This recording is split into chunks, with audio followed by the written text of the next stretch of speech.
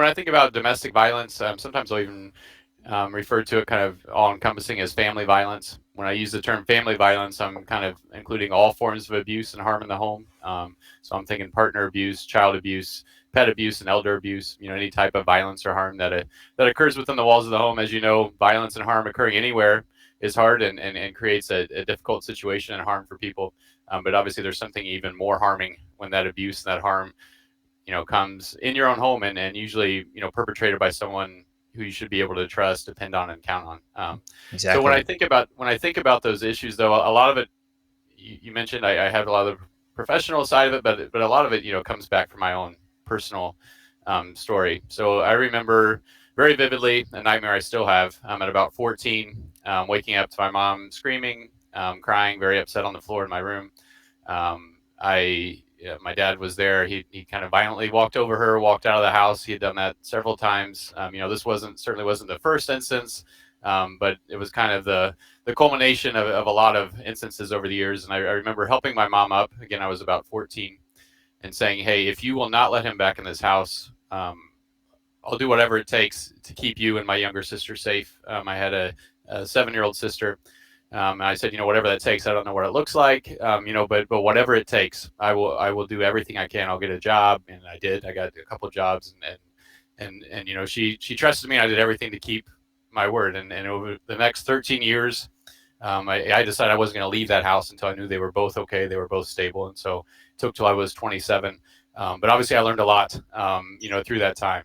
Even after my dad left, it's not so much that the abuse stopped and harm stopped; it just changed. It looked a little different, because now he wasn't in the home, but he still, unfortunately, as many perpetrators, particularly of partner abuse, do. They use the children kind of as pawns, and again, I often say, you can't really separate the well-being of children and their caregivers in these scenarios. If you harm the child, you harm the parent. If you harm the parent, you harm the child. They're so intertwined, and so like I said, even after he was gone out of the home, obviously the harm didn't stop.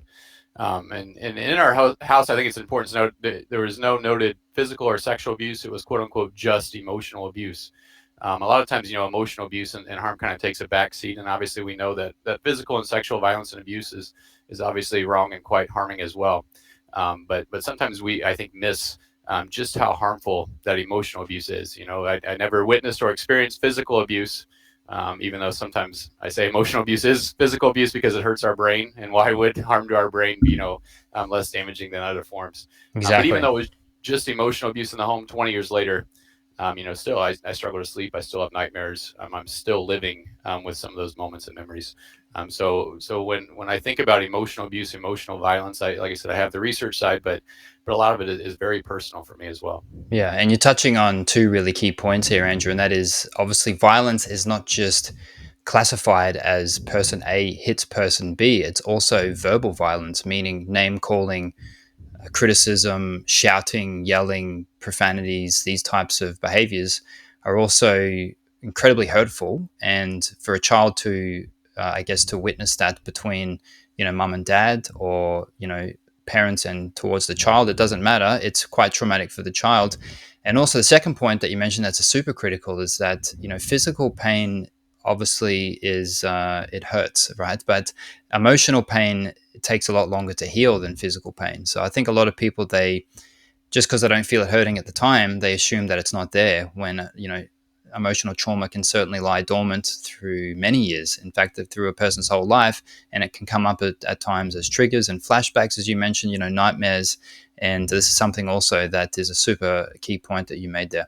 Absolutely, and that's what I sometimes describe it as. When you're thinking about a victim of emotional abuse, it's almost like you're walking through a cave, and it's darkness, all around you, and there's all these memories, and a lot of them bad, unfortunately, that are hanging above your head, and you never know when one's going to shake loose and fall on you. I can be, and I hear that often from survivors. I've worked through a lot of that past pain and that harm, but again, it's always just one trigger away, and it's usually when you least expect it. Days like today, I know are trigger days for me. I know Father's Day is going to be hard, so things like that I can prepare for. But so many things you can't, and it'll just be a chance encounter. It'll be something that reminds you of something.